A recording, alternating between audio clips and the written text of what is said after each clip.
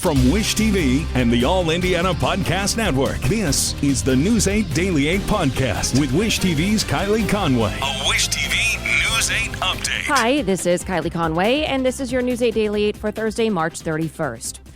We're set to go back below average again for your Thursday. You need that winter coat again. It's going to be breezy, too, with wind gusts up to 30 miles per hour.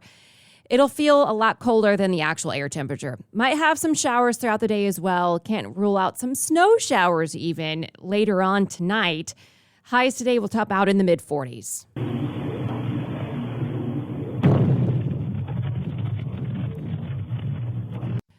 We may now know what was behind that loud boom heard all across southern Indiana yesterday. Early this morning, the American Meteor Society confirms to us here at Wish TV that it was looking into two reports of a fireball. That's what astronomers call a very bright meteor. People living from Owen to Bartholomew counties messaged News 8 about a loud noise. It sounded like an explosion near Camp Atterbury. The American Meteor Society lists preliminary reports from Bloomington at 12:18 p.m. and in Columbus just 2 minutes later. The organization says, again, the fireball is a bright meteor. It's generally brighter than the planet Venus if seen in morning or evening skies. So News 8 went to southern Indiana as people speculated the source yesterday. A lot of viewers told us that they heard the same type of explosion from Columbus to Ellettsville, and that it wasn't anything like they're used to hearing coming from Camp Atterbury. One neighbor who lives 10 miles from the base says that the sound wasn't of Army drills. Another says that it sounded like a big pop, like a firecracker. Doug Stevens owns the Gatesville Country Store in Brown County. He says it sounded like a truck backed into a store or a tree fell down on top of the building. Stevens said it lasted seconds and then it was over. It sounded like a car had backed into the side of our building and things on the wall, all of our little jars and stuff all rattled. And I talked to my wife and I said, "What was that?" And she said, "Maybe it was thunder." I said, "I don't know. I don't think it was thunder." The agency has not confirmed what type of fireball that it was. The American Meteor Society says it still needs more reports to calculate an accurate trajectory. All right, police tell us a person driving an SUV is critically hurt after hitting two houses in the Fountain Square area. Happened about 4:30 on State Avenue. Our Kevin Rotterman reported that an SUV went off the street, clipped the corner of one home, then came to a stop against a trailer and a second home. IMPD says the impact threw the driver out. No one else is hurt. Police are looking for the gunman who fired shots into an apartment, hitting a teenage boy. It happened just after midnight at Chapel Hill Apartments near 10th and Girls School Road on the far west side. IMPD tells News 8 several children and at least one adult were inside sleeping when someone fired multiple rounds. One round hit a 15-year-old in the hand. He went to the hospital. Police say he's stable. No one else was hurt. An IT-Mate is looking into the police chase and shooting by officers that ended with a woman dead in Greenwood. The shooting happened in the police department parking lot. The chase started 2 miles north when officers tried to pull over a woman who may have been driving drunk. Instead, they say she took off and led a chase to the police station where officers tried to box her in. Investigators say she rammed into police cars and drove at officers, and 4 of them fired. Then, when she tried to ram them again, they fired again. Well, it's a sad situation all the way around. A woman lost her life. That's a mother, a daughter that the family no longer has.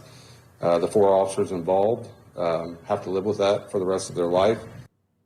Monica Vaught was 49 years old. All 4 officers are on paid administrative leave during the investigation.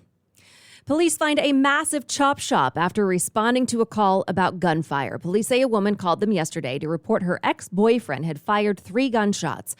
When police got there, they found 20 stolen cars in the process of being chopped up and sold for parts. We need to try to find any communication between the suspects and anybody that's buying auto parts or selling stolen vehicles and stolen auto parts related to this investigation. So there's just a lot of loose ends to tie up. This happened in the 2800 block of Euclid Avenue. IMPD says most of the vehicles were Dodge or Chrysler. Anyone with information about the case is asked to call IMPD or Crime Stoppers. And to Jay County, where a woman faces murder, neglect, and molestation charges, all involving her own children. Police found Chelsea Crossland's 5-year-old son unresponsive last week in a Portland home. She's now charged with his murder and neglect of a dependent resulting in death. Crossland is also charged with child molestation relating to an incident with her 9-year-old daughter. State health officials are making a significant change to how the state tracks the spread of COVID. The state will no longer use its own color-coded maps posted to the online dashboard once a week. Now it will rely on a different federal rating system. The new map is from the CDC. It uses hospitalizations and the total number of new cases to determine risk level. Right now, all counties in Indiana are at the lowest risk level. State health officials say this is a step toward lasting surveillance models like those used to measure current levels of the flu. Wish TV medical expert, former Surgeon General Dr. Jerome Adams, says more needs to happen on a federal level to stay ahead of any future public health emergency. Adams wrote in a column for USA Today that the pandemic revealed many faults in our public health response capabilities. He writes that the lack of a collective and coordinated way to collect data slowed the government's ability to respond. In his words, we were not only building the plane as we were flying it, we were also doing it blindly. The ability to collect and analyze data is the very foundation of our national ability to strengthen our hand as we continue to deal with COVID-19 and new variants that are sure to come our way. Now, Adams is pushing for a bipartisan bill currently in the Senate meant to strengthen the nation's public health system and its ability to handle emergencies. And the state health department is making a second vaccine booster available to more people. Anyone 50 or older and those 12 and older with weakened immune systems can get the second booster dose at least 4 months after the first. And President Joe Biden announced a new one-stop-shop COVID website and is pressing Congress for more funding to fight the virus. He did all of this while he got his second booster shot on camera yesterday, trying to encourage others to be as protected as possible before another possible surge. Biden says the United States is already canceling orders of COVID-19 treatments and cutting supplies being sent to states as the COVID relief fund runs out of money. Americans are back to living their lives again. We can't surrender that now. Congress, please act. You have to act immediately. The consequences of inaction are severe. And if we fail to invest, we leave ourselves vulnerable if another wave of the virus hits. Biden also touted the new COVID.gov website. He says it's designed to make it easier for Americans to find COVID-19 testing, vaccines, and treatments. And the Biden administration is also considering tapping into the Strategic Petroleum Reserve to help drive down gas prices. Sources tell the Associated Press the plan is to release 1 million barrels of oil per day. That would be a record amount of oil. President Biden let out around 60 million barrels in November to help with price hikes. Now to the war in Ukraine, the Defense Department says it is confident that Vladimir Putin's advisors are not telling him the full truth about Russia's failures in the war. A senior State Department official says Putin clearly seemed to think his military would be able to take Ukraine's capital, Kyiv, in a matter of hours. The war is entering its second month. Pentagon Press Secretary John Kirby explains why it's a problem if Putin doesn't know the truth. The fact that he may not have all the context, that he may not fully understand the degree to which his forces are failing in Ukraine, that's a little discomforting, to be honest with you. And it's certainly one outcome of that could be a less than faithful effort at negotiating some sort of settlement here. Intelligence agencies in Britain say that morale among Russian soldiers is low and that some are refusing orders. The Biden administration is promising $500 million more in aid to Ukraine. Indiana Republican Representative Victoria Spartz was born in Ukraine. She wants America to keep sending help, but also wants to know exactly where the money is going. So I think it's important for us to be able to help them with that support. We also gave it almost $7 billion of humanitarian aid, and we need to have some oversight what's happening with that and where really it's going, because it's not on the ground. I saw it with my own eyes, and I hear from people over there. And we just had parliamentarians from Ukraine coming yesterday, and they told us no presence of major organization on the ground. So we need to look into that because it's not implemented properly, and people are suffering. A lot of people are dying and will continue dying. Spartz says America needs to keep up pressure on Russia with sanctions, defensive help for Ukraine, and humanitarian help for its people. A local retirement community gets creative to deal with staffing shortages. Hoosier Village in Carmel is using robots to help the staff serve residents in the dining hall. And this is the first type of technology like this in the Midwest. Staff at Hoosier Village says that the one thing it couldn't afford to lose during this pandemic is its hospitality. With shortages on staffing, they had to be aggressive on options of how they'll serve their residents. That's when the executive director of the retirement community decided to get a couple robots to help. They're programmed to go right up to a table with food ready to go. With the electric helpers, they're also able to service their community in an efficient way, but they're not meant to be a substitute. What we didn't want to do is replace our staff, but enhance their ability to perform and be able to provide the hospitality services, right? So we have 2 robots that we brought in December. I've been using them for 3 months.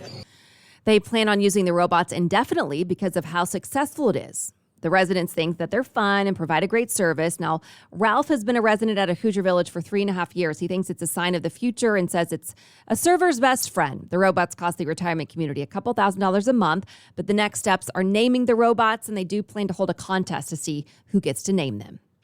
And right now, it is time for our weekly conversation with Gary Dick. Here's what we talked about this morning on Daybreak. Governor Eric Holcomb is spending the week abroad. Our partners at Inside Indiana Business got a chance to talk with him while he's in Israel. Inside Indiana Business host Gary Dick joins us each week. Thanks for being back with us. Let's go through the itinerary. First stop was Slovakia. Right, Slovakia. So, not unusual for trade trips for a governor. This one a bit unusual because there's an economic development component, certainly, but also a humanitarian piece as well with everything going on in Ukraine. I sat down with the governor yesterday for an interview we'll have on the show this weekend. Right after he arrived in Israel, he talked about the humanitarian piece and how Indiana might be able to help with refugees and some other areas there. Also talked about the business side of things, in particular in Israel, where he is now.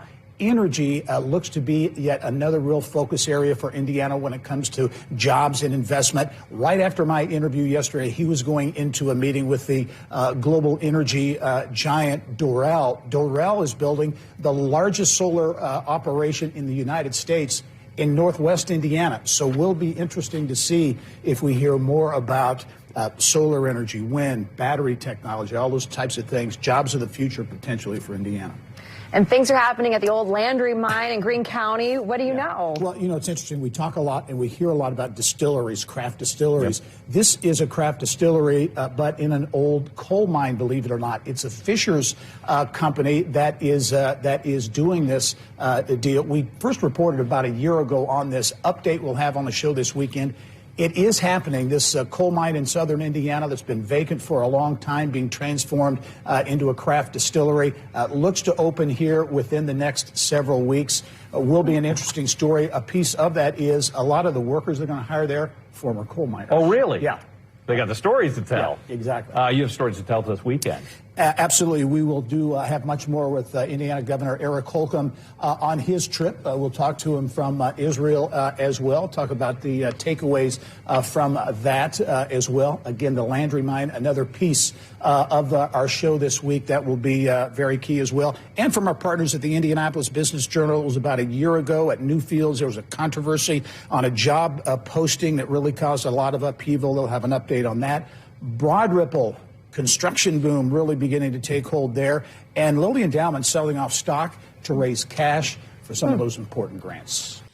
Bruce Willis is stepping away from acting. His family posted on social media that he's dealing with aphasia, which affects a person's ability to communicate. Health experts say aphasia can have several causes, including stroke or tumors. Willis's family is not giving specifics about his health or what led up to the diagnosis.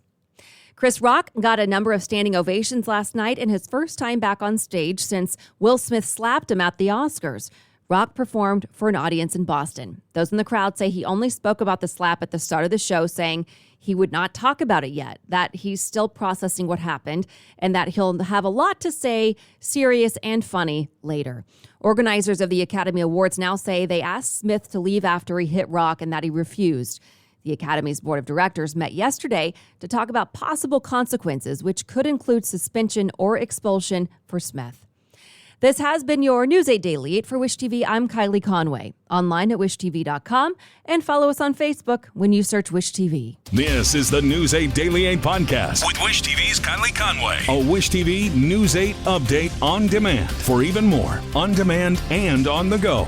Connect with Wish TV on Facebook at wishtv.com and on the free Wish TV mobile app. Thank you for listening. And be sure to like, subscribe, and follow this podcast for updates every weekday morning on the All Indiana Podcast Network and wherever you get your podcast.